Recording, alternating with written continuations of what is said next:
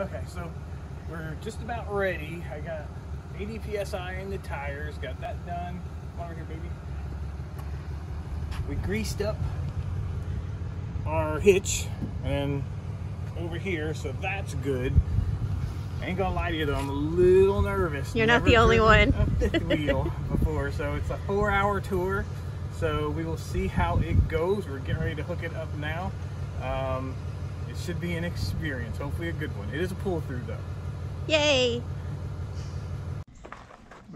Hey guys, we made it! We made it! So we'll sit down and discuss the differences between traveling in a Class A and a fifth wheel. Since we've done both now, we'll tell you what we feel more comfortable with, what we miss about the other one, and what we really love about this. But yes, so we made it. It's parked, it's leveled, we're good. We're good. We are here. Yes.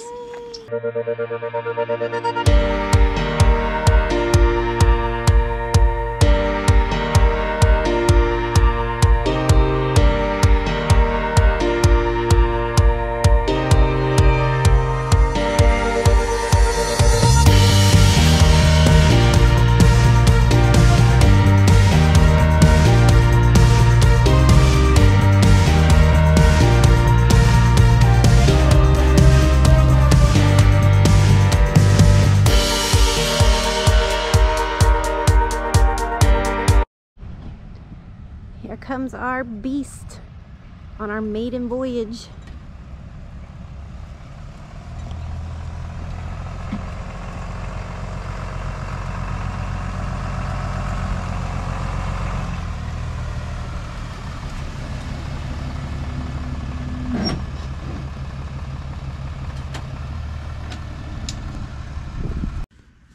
Okay guys, so we're back. We've made it, but one thing, we're in Swanee River Rendezvous in Mayo, Florida. And apparently Liz Amazing was here last week. Was it last week? Yeah, I think last week or 2 weeks ago. They just did a update on it. So if you want to see a great campground upgrade, you can go to them. We did one a year ago. We're more specific on sites if you want to know sites. They kind of went over like the different things that they do here, which is cool. Yeah, but it was funny to see they just experienced it for the first time. It's our 3rd time here. Yep. We love it here. There is nothing to do out here. No. Yeah, but it's camping at its best. And it's beautiful. They got some lovely things around. But what we wanted to discuss today was the difference between fifth wheel and Class A. Now we can speak to both. Yep. Since we've had it, and we've had the Class A for the year, and we gave her up, and this was our first trip out. Maiden voyage. Yeah, with our Beauty and the Beast, as we're calling them now. The truck's Beauty and the camper is a beast because it's a beast. It's a beast. So I don't know, between like loading up, we were really good. Oh, we had it down. It would take 15-20 minutes to load up, ready to go inside our Class A. In the fifth wheel, I start the day before. Yeah, cause it's like it's an apartment there. It's not. I don't know. I mean, you got stuff all over the place. You got things on the walls more so. We were just get up and go with the Class A, well, and we would wonder why it would take so many people so long. Yeah, it took them so long. But I think one of the things too is we've been stationary for a while, so we had more stuff out. Like tomorrow when we pack up to leave, I don't think it'll take me as long because I didn't unpack everything while we were here. But yeah, the time it takes it's a big difference in there. And then setting up isn't as bad. I mean, it's still about the same. No, I mean as far as leveling and I mean unhook it maybe a half hour. Maybe. I guess now. I mean, you got to unhook the truck. Yeah, we'll find out more. We hook up tomorrow, and then we go, back to TTO as they call it, Thousand Trails Orlando. So we'll see, how that goes with it. But the more you do it, the more repetition, it gets easier. You'll get faster and easier. And it'd been a while since we had to load up to go anywhere. So yeah. Now some of the things now traveling in a Class A and a fifth wheel, totally different. Yeah. I mean, from your perspective, what do you think? As far as the actual feeling of the ride, much smoother pulling the fifth wheel than it was in the RV. I didn't bounce around near as much. And we had an older RV too, so we didn't have stabilizers on it or anything. Yeah, I don't know how much that had to do with anything. Yeah. But she would grip the chair in the Class A, and I could just see her. And we're much closer now, you know, inside. Well, and the truck. In the Class A, you felt when the semis went by, which I didn't really feel that now. No, when we went by, I mean, they didn't push us off the road or anything. We only had a few, and we'll see. Like I said, the more you get in, but it felt easier to control. But it's a difference because when you're in the Class A, you're in the main machine. I mean, and when you turn that thing. So here you have to realize when you turn, you can't just turn like you're in a car or whatever. I mean, you have to go a lot further. You have to account for everything behind you. Yes, the weight and everything and the shifting. And we did have we had a, what do you call it, come up, you know, road closure? Yeah, road closure, just out of nowhere. No signs or nothing. So we had to hurry up, slow down, and then bear to our right, and then go on narrow roads for like 5 miles.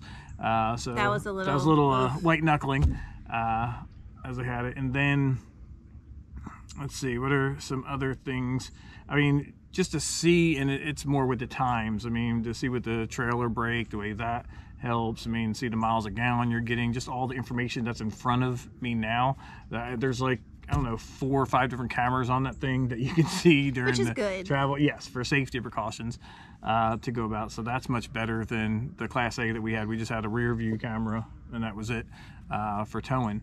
The funny thing for packing up, we don't have a pick list, I guess. A checklist. A checklist. We don't have one of them. We probably should.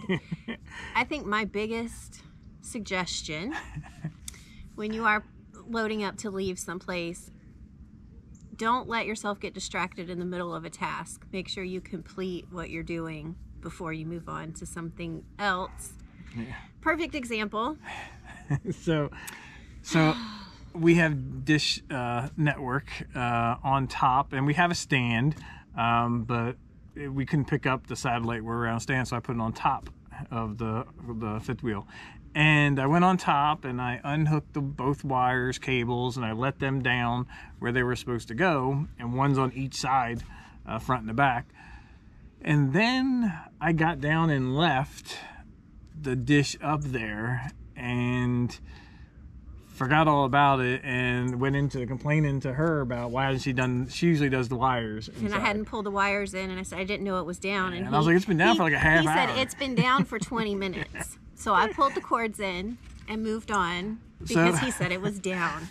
So in our maiden voyage, as we turned out of Thousand Trails, we had a mail truck, apparently behind us, and apparently the dish fell off on 27 and shattered. Luckily there was no cars around or anything, but the mail person came up on the side of us driving and let us know something fell off, and as soon as she said it, I knew exactly what it was, and it was my fault.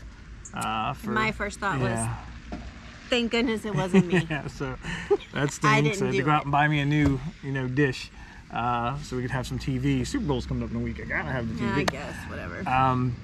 But the other one is the PSI and the tires, and make sure, I mean, they were 80. It is heavy. We're probably at our max. Yeah. So, I mean, that's one of them. We have a 2500 Dodge, and then, so we're supposed to go traveling in March. I don't know if it's going to be put back or not, because then we find out we have a recall. Yeah, on a dual fuel injector. And the fuel pump or something. And it could force shutdown, immediate shutdown. Yeah, you could make your truck just stop. Yeah, so not a good thing. And we don't know, there's not a certain miles or anything, so we're looking into that. Of course, Dodge doesn't have anything to fix it yet, so yeah, we're they've sent out information that there's a recall, but they can't fix it yet. So yeah, and it's like a 3-step process, and we're step 1 of it, and getting the letter first. And we don't want to be traveling with this large fifth wheel and the unit shut down. Yeah, that's a little dangerous. Yeah, so we may be pushing back. We're not sure. We got to look more into it. We got to look. We may be able to fix it ourselves, and then Dodge reimburses afterwards. So there's a lot of details we got to come up with. To figure out. But I have us booked all the way through. Was it April? I have March and April all taken care of.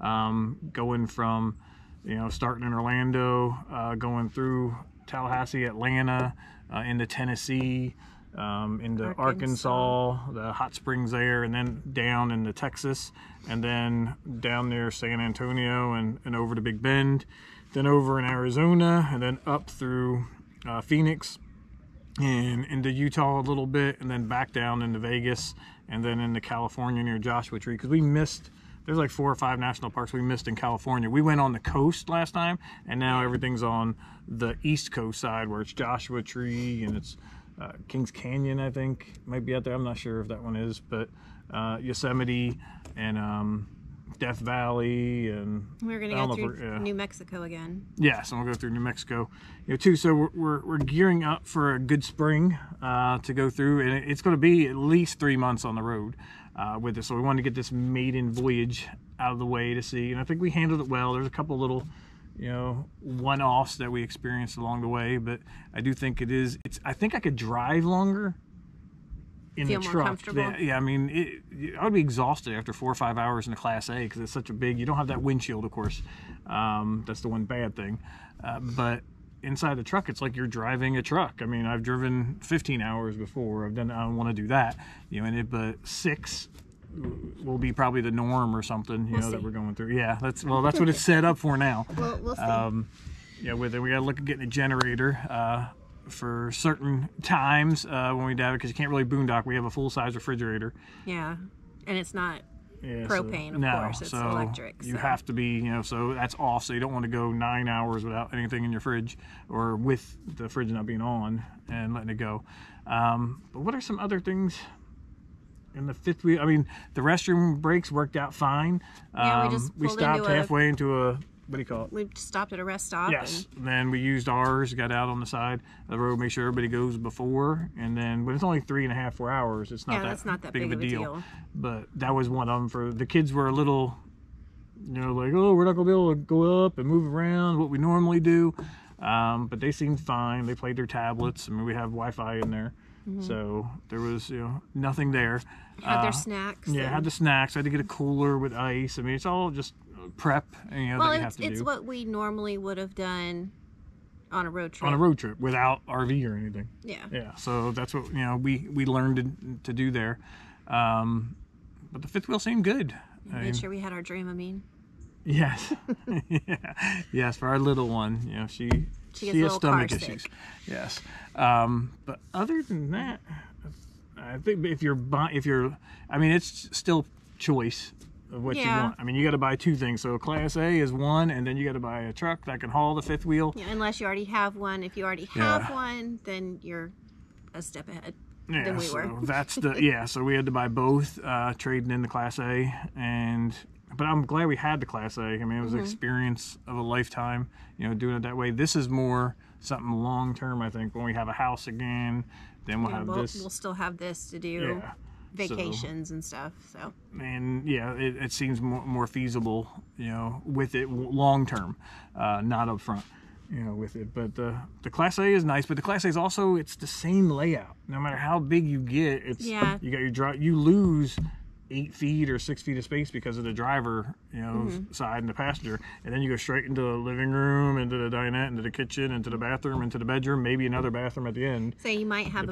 some bunks in there, but there's rooms in here. I mean, we have the mid bunk, we have our bedroom, and we have the living room. You have the open floor plan of the kitchen, living room. So I think that works out best for us now, especially with school, being able to send, and when you have a family, being able to send kids to a room, huge. I mean, before we would just go to the bedroom and they'd be in the living room. Yeah, we would go and they'd take over. Yeah, they'd have half it, and we wouldn't spend any time later on in the living room because it was so small. But this one we can all be out there. So it's much better for us. Storage worked out good for us, and we did have to get rid of some stuff. But we have we'll probably do another purge because there's things we don't use. You don't realize as you keep doing this, and other RVers might realize it, is you get rid of a house from 3,000 square foot or 2,500 into this, and then we purge again, and then you purge again. All the stuff you still don't need. You bring stuff thinking you're going to need it, and then you're like, we haven't touched this in 6 months. I don't think we really need this. But it's freezing in Florida today. It's like 50 degrees. We're in North Florida, so I'm cold. Yeah, she's been cold all day. Of course, I mean, I have my. But it's not just cold; it's damp. It's been rainy, so that makes it's a different kind of... Sunny starting tomorrow. Yep. Travel day. Well, at least it's sunny on travel day. Yes. So if you have any questions about Class A or fifth wheel that we didn't answer that you'd like to know, maybe we can get it to you. Don't know, but I can also put it out there. We can try. Yeah. I mean, there's a whole bunch of people in the forums for it, but thank you for following along, and we look forward to talking to you again. What do you say, baby? Bye.